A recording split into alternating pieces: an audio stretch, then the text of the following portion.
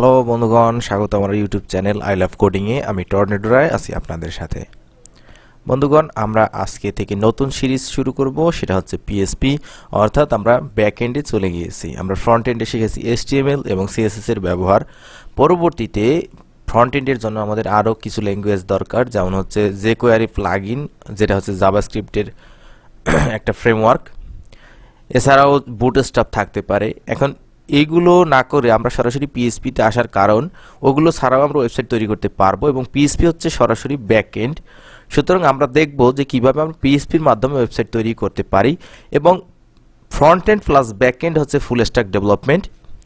এই জন্য আমরা ওইগুলোর পরে শিখব পিএসপি। যখন আমরা একটা সম্পূর্ণ ওয়েবসাইট দাঁড়া করাইতে পারবো, যখন আমরা একটা ওয়েবসাইট প্রোডাকশনে দিতে পারবো, যখন আমরা বুঝতে পারবো যে ব্যাকএন্ড এবং ফ্রন্ট এন্ড একই সাথে কিভাবে কাজ করে, পরবর্তীতে আমরা ফ্রন্ট এন্ডের জন্য ব্যাকএন্ডের জন্য আরও অনেক বেশি ফ্রেমওয়ার্ক শিখতে পারবো। কিন্তু আমাদের তাহলে মূল ল্যাঙ্গুয়েজ কয়টা? মূল ল্যাঙ্গুয়েজ হচ্ছে চারটা, সেটা হচ্ছে এইচটিএমএল, সিএসএস ফ্রন্ট এন্ডের জন্য, এবং ব্যাকএন্ডের জন্য পিএসপি। এর পরবর্তীতে আমরা আরেকটা শিখবো, সেটা হচ্ছে মাইএসকিউএল। তাহলে পিএসপি কি?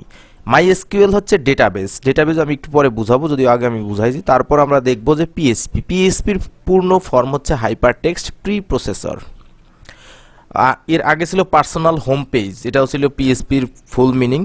এখন পিএসপি কি? পিএসপি হচ্ছে একটা সার্ভার সাইড স্ক্রিপ্টিং ল্যাঙ্গুয়েজ। অর্থাৎ এখানে হচ্ছে কথাটা আছে যে সার্ভার সাইড মানে এটা আমরা যেটা নিজেরা এখানে লিখবো, পিসিতে আমরা যেটা লিখবো এটা না, অথবা এটা ব্রাউজারেরও কোনো ল্যাঙ্গুয়েজ না, এটা হচ্ছে কার? সার্ভারের। অর্থাৎ পিএসপি ওয়েবসাইটের ব্যাক এন্ডের লজিক লিখে থাকে। একটা হচ্ছে ফ্রন্ট এন্ড, একটা হচ্ছে ব্যাক এন্ড। এবার আমরা ব্যাক এন্ডের মধ্যে চলে আসছি। ফ্রন্ট এন্ডে আমাদের কি ছিল? এইচটিএমএল ছিল, সিএসএস ছিল, সেটা ছিল স্ট্যাটিক, এবং সেটা ছিল আমাদের ব্রাউজারে সেটা রিড করতো, ব্রাউজারে সেটা লোড হতো। কিন্তু এটা কোথায় লোড হবে? এটা লোড হবে সার্ভারে। অর্থাৎ সার্ভার কি সেটা আমি আগেও বলেছি, যে সার্ভার সফটওয়্যার এবং হার্ডওয়্যার সমন্বিত একটি স্পেস বা সিস্টেম, যেটা হচ্ছে কোথায় রাখা আছে? কোনো একটা জায়গায় রাখা আছে, অন্য কারো কম্পিউটারে। কম্পিউটার বললে ভুল হবে, সেটা যেমন আমি আগেই বুঝাইছিলাম, যারা হচ্ছে যে ডোমেন এবং হোস্টিং বিক্রি করে, এরকম অনেক সাইট আছে যারা ডোমেন হোস্টিং বিক্রি করে, তারা কি করে? আমাদের যে সাইট, সেই সাইটটা লাইভ করার জন্য আমাদের একটা স্পেস দেয়। সেই স্পেস হচ্ছে সার্ভার, যেটা আমরা টাকা দিয়ে কিনে নিব এবং সেখানে আমাদের ওয়েবসাইট আপলোড করব। তাহলে ওই যে সার্ভার আমরা রাখবো, যখন আমি এপাশ থেকে, আমি একজন ইউজার, আমি যখন আমার কম্পিউটার থেকে কোনো কিছু একটা দেখতে চাইবো, তখন আমার যে রিকোয়েস্ট, সেই রিকোয়েস্ট কে প্রসেস করবে? পিএসপি প্রসেস করবে।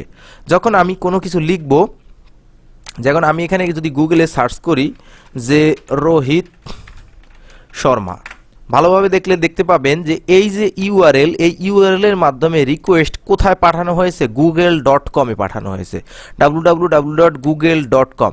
এরপরে দেখুন সার্চের পরে এই যে একটা প্রশ্নবোধক চিহ্ন আছে, এই প্রশ্নবোধক চিহ্নই হচ্ছে পিএসপির চিহ্ন, এই প্রশ্নবোধক চিহ্ন। এরপরে যে ক্লায়েন্ট ইকুয়াল ফায়ারফক্স, এরপরে আর যা যা আছে রোহিত শর্মা। এটা এই যে ইউআরএল, এই ইউআরএল এর মাধ্যমে এই রিকোয়েস্ট সেন্ড করা হয়েছে কোথায়? সার্ভারে, যে এই পেজটা শো করাও।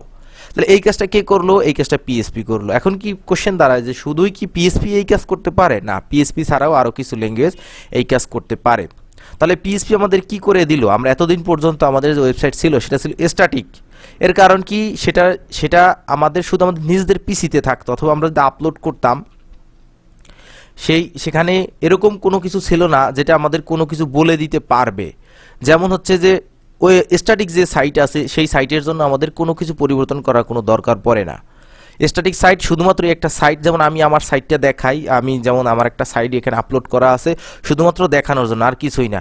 এই যে এইটা হচ্ছে আমার সাইট, এটা যে ফ্রি একটা ভার্সনে রাখা আছে, এই কারণে এইটা হচ্ছে আমার সাইটের ডোমেইন। এটা যদি আমি টাইপ করি, তখন এরকম আমার সাইট একটা চলে আসবে।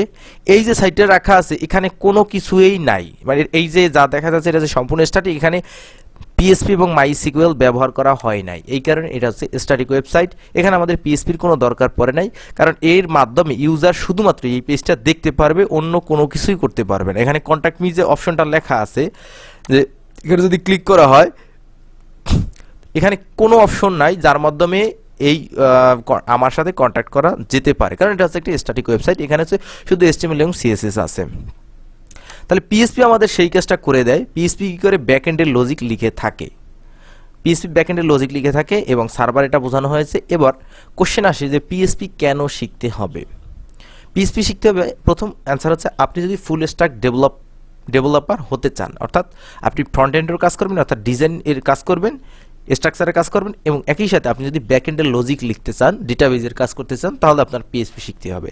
দ্বিতীয় হচ্ছে বিশ্বের 75% বেশি ওয়েবসাইট তৈরি করা হয়ে থাকে পিএসপির উপরে নির্ভর করে। বর্তমানে আরও কিছু জনপ্রিয় ল্যাঙ্গুয়েজ আছে, যেমন বর্তমানে সবচেয়ে বেশি জনপ্রিয় ল্যাঙ্গুয়েজ হচ্ছে জাভাস্ক্রিপ্ট, সেই দিকে আমরা পরে যাই। পিএসপি আরেকটা শেখার গুরুত্বপূর্ণ কারণ হচ্ছে যে পিএসপি খুব ইজি ল্যাঙ্গুয়েজ, যতগুলো ব্যাকএন্ডের ল্যাঙ্গুয়েজ আছে এর মধ্যে পিএসপি হচ্ছে সবচেয়ে ইজি, এবং আমরা সুন্দরভাবে পিএসপির সাহায্যে ওয়েবসাইট তৈরি করতে পারি অন্য সব ল্যাঙ্গুয়েজের চেয়ে সহজে, এবং পিএসপি খুব ফাস্ট লোড করতে পারে। এই কারণে পিএসপির সাইটগুলো, যেমন পিএসপি দ্বারা আমরা যে সাইট তৈরি করবো সেটা হবে কাস্টম ওয়েবসাইট, অর্থাৎ হচ্ছে যে সরাসরি আমরা কোডিং করে করে পিএসপি দিয়ে সাইট তৈরি করব।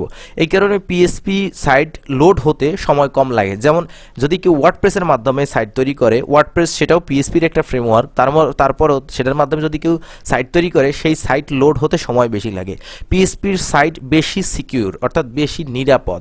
পিএসপি ছোট থেকে মাঝারি ধরনের ওয়েবসাইট তৈরি করার জন্য সবচেয়ে বেশি জনপ্রিয়। তারপরের কথা হচ্ছে পিএসপি একটা প্রোগ্রামিং ল্যাঙ্গুয়েজ। আপনি যদি একটা প্রোগ্রামিং ল্যাঙ্গুয়েজ আপনি শিখতে পারেন, তারপরে আপনি যে কোনো প্রোগ্রামিং ল্যাঙ্গুয়েজ শিখতে আপনার জন্য সময় খুবই কম লাগবে এবং সেটা আপনার কাছে খুব সহজ মনে হবে। পিএসপির সিনট্যাক্সগুলো খুব ইজি। পিএসপির সিনট্যাক্সগুলো পার্ল এবং সি, এই যে দুইটা প্রোগ্রামিং ল্যাঙ্গুয়েজ আছে এর সাথে অনেকটাই ম্যাচ করে। এই কারণে পিএসপি আমাদের জন্য শেখা জরুরি। আমরা প্রথমে পিএসপি শিখব, এরপরে পিএসপির আরও অনেকগুলো ফ্রেমওয়ার্ক আছে সেগুলো আমরা শিখব। এর পরবর্তী যে কমন কোশ্চেন, পিএসপি ছাড়া কি ওয়েবসাইটের কাজ করা যাবে কি না, এখানে এটা দ্বারা এটা বোঝানো হয়েছে যে পিএসপির কি আর কোনো বিকল্প আছে কি না, অথবা আমি ব্যাকএন্ড শিখতে চাচ্ছি না, অর্থাৎ আমি পিএসপি মাইসিকুয়েল এই দুইটা শিখতে চাচ্ছি না, তাহলে কি আমি ওয়েবসাইটের কাজ করতে পারবো না? হ্যাঁ, আপনি ওয়েবসাইটের কাজ করতে পারবেন। কার মাধ্যমে? বুটস্ট্র্যাপের মাধ্যমে, জাভাস্ক্রিপ্টের মাধ্যমে, এইচটিএমএল এর মাধ্যমে, সিএসএস এর মাধ্যমে, অর্থাৎ আপনি ফ্রন্ট এন্ড সম্পূর্ণ নিয়েই কাজ করতে পারবেন, শুধু ব্যাক এন্ড ছাড়াও, এবং তা থেকেও আপনি অনেক টাকা ইনকাম করতে পারবেন। পিএসপির বিকল্প যদি আমরা আসি তাহলে আসে ASP.NET, পার্ল, নোডজেস, জাভা, পাইথন। এর মধ্যে পাইথন বর্তমান যুগের সবচেয়ে বেশি ব্যবহৃত প্রোগ্রামিং ল্যাঙ্গুয়েজ। ওয়েবসাইটে এখনও পাইথনের ব্যবহার অতটা বেশি প্রচলিত না, বর্তমানেও আমরা পিএসপির মধ্যেই বেশি আছি। আস্তে আস্তে আসবে, কিন্তু পিএসপির অনেকগুলো ফ্রেমওয়ার্ক আছে যেগুলো আমি দেখাবো। এই কারণে পিএসপির ফ্রেমওয়ার্ক হচ্ছে এই যে ওয়ার্ডপ্রেস হচ্ছে বর্তমানে সবচেয়ে বেশি ব্যবহৃত ফ্রেমওয়ার্ক, যার মাধ্যমে ওয়েবসাইট তৈরি করা হয়। লারাভেল অত্যন্ত চমৎকার একটা ফ্রেমওয়ার্ক, জুমলা, কেক পিএসপি, কোড ইগনাইটার। আশা করি এগুলো আপনারা মোটামুটি যারা পিএসপি নিয়ে মানে ওয়েবসাইট তৈরি করা নিয়ে ঘাটাঘাটি করেন তারা এগুলো সবগুলোই শুনছেন। এখন এই সবগুলোর পেছনে ব্যাকএন্ডের কোডগুলো লেখা পিএসপির মাধ্যমে, এই সবগুলো হচ্ছে ফ্রেমওয়ার্ক, এই সবগুলো লেখা পিএসপির মাধ্যমে, এগুলো সবগুলো পিএসপির ফ্রেমওয়ার্ক। যেমন এটার মধ্যে লেখা তো আছেই কেক পিএসপি। সুতরাং কেন আমরা পিএসপি শিখবো? পিএসপি এত বেশি জনপ্রিয় যে পিএসপির জন্য এতগুলো ফ্রেমওয়ার্ক আছে, আরও 5-7টা ফ্রেমওয়ার্ক আছে, কিন্তু সবচেয়ে বেশি ব্যবহৃত ওয়ার্ডপ্রেস এবং লারাভেল। সুতরাং পিএসপি আমাদের জন্য এত বেশি জরুরি। পিএসপি আমরা যদি আমরা যদি শিখতে পারি তাহলে কোর পিএসপি ডেভেলপারদের বেতন অনেক বেশি, একই রকম চাহিদাও অনেক বেশি, এবং আপনি অন্য যে কোনো ল্যাঙ্গুয়েজ শিখতে পিএসপি যদি আপনার 1 মাস লাগে শিখতে, একবার যদি আপনি শিখতে পারেন, অন্য যে কোনো ল্যাঙ্গুয়েজ শিখতে আপনার 1 দিন কি 2 দিন লাগবে। এর কারণ হচ্ছে পিএসপি ইজি ল্যাঙ্গুয়েজ, সিনট্যাক্সগুলো ইজি এবং এর কাজগুলো বোঝা সহজ। এছাড়া আরেকটা কথা আমি উল্লেখ করব, সেটা হচ্ছে পিএসপি অনেক বেশি লাইব্রেরি ফাংশন আছে। লাইব্রেরি ফাংশন হচ্ছে পিএসপি অনেক ছোট ছোট ফাংশনের মাধ্যমে অনেক বড় কাজ করে দেয়। এই কারণে আমাদের পিএসপির ফ্রেমওয়ার্ক শেখা জরুরি এবং পিএসপি শেখাও জরুরি। চলুন এবার আমরা একটু দেখে আসি যে আমরা যদি পিএসপি শিখতে চাই তখন আমাদের কি কি জিনিস লাগবে। আমি নোটপ্যাড ওপেন করি। নোটপ্যাড ওপেন করার পরে what is needed to learn PSP. PSP শিখতে আমাদের কি লাগবে? প্রথমেই লাগবে, আমি যেমন আগেই বলেছি, এইটা হচ্ছে সার্ভার সাইড স্ক্রিপ্টিং ল্যাঙ্গুয়েজ, এই কারণে লাগবে সার্ভার। 2 নম্বরে কি লাগবে? 2 নম্বরে আমাদের মাইসিকুয়েল লাগবে, কিন্তু সেটা এখনই লাগবে না। মাইসিকুয়েল কি? মাইসিকুয়েল হচ্ছে ডেটাবেস। এখন ডেটাবেস আমাদের কেন লাগবে? ধরুন আপনি আপনার ফ্রেন্ডের সাথে চ্যাটিং করতেছেন ফেসবুকে অথবা মেসেঞ্জারে, এখন আপনি একটা ছবি পাঠালেন, ওই ছবিটা কে ধরে রাখবে? ডেটাবেস ধরে রাখবে। এই কারণে আমাদের ডেটাবেস লাগবে। আমরা পিএসপির মাধ্যমে কি করব? ওই ইউজারের কাছ থেকে ছবিটা নিয়ে এসে ডেটাবেজে স্টোর করে দিব। যখন পরবর্তীতে ওই ছবিটা কেউ দেখতে চাইবে তখন সেই ডেটাবেজ থেকে আবার তাদের সামনে নিয়ে আসব। এটাই হচ্ছে আমাদের কাজ। এরপরে আমাদের এই যে সার্ভার, এই মাইসিকিউএল ডেটাবেজটা এখন আমাদের লাগবে না। এই সব কিছুর জন্য আমরা একটা সফটওয়্যার ইনস্টল করব, জ্যাম্প। এইটার আরও আছে ওয়াম্প, ল্যাম্প, এরকমও আছে ওয়াম্প, ল্যাম্প, এটা ডাবল পি কি না আমার ঠিক খেয়াল নাই। এই কয়টা জিনিস আমাদের লাগবে। 4 নাম্বারে আমরা যেমন আগেও একটা কোড এডিটর আমরা নিয়েছি, এটাও আমরা এবারও আমরা একটা কোড এডিটর নেব, সেটা হবে আমাদের ভিএস কোড। চলুন এবার আমরা প্রথমেই দেখে আসি যে আমরা কিভাবে জ্যাম্প সার্ভার ইনস্টল করব। এই কারণে আপনি লিখবেন জ্যাম্প ডাউনলোড, লিখে আপনি সার্চ করবেন জ্যাম্প ডাউনলোড, একবারে প্রথমটাতেই চলে যাবেন। এরপরে এই যে 7.3 এখানে লক্ষ্য করুন পিএসপি ভার্সনের জন্য দেয়া আছে। এই যে এটা আপনি ডাউনলোড করবেন, ডাউনলোড 64 বিট। এটা ডাউনলোড করার পরে ডাউনলোড যখন হয়ে যাবে তখন ওটা স্বাভাবিকভাবে যেভাবে আপনি ইনস্টল করেন ওইভাবে ইনস্টল করবেন, এখানে কোনো কিছু জটিল কোনো কিছু নাই। এরপর এই যে এরকম একটা আসবে জ্যাম্প কন্ট্রোল প্যানেল, এটার উপর ক্লিক করবেন। ক্লিক করার পরে আপনি যখন পিএসপি, এখানে একটু গুরুত্বপূর্ণ বিষয় আমি একটু বলে যাই, সেটা হচ্ছে যে যখন আমি index.html এই যে ফাইলটা আছে আমার, এটা আমি এখান থেকে গো লাইভে যেতে পারতেছি, কারণ এটা হচ্ছে আমার পিসিতে, এটা সার্ভারের সাথে এর কোনো সম্পর্ক নাই, এটা কিন্তু ওপেন হয়েছে। কিন্তু এইখানেই লক্ষ্য করেন, আপনি যদি একটা index.php-তে যান, এইটা থেকে আমি যদি গো লাইভে যেতে চাই, দুঃখিত এটা এখনো index.html আছে, index.html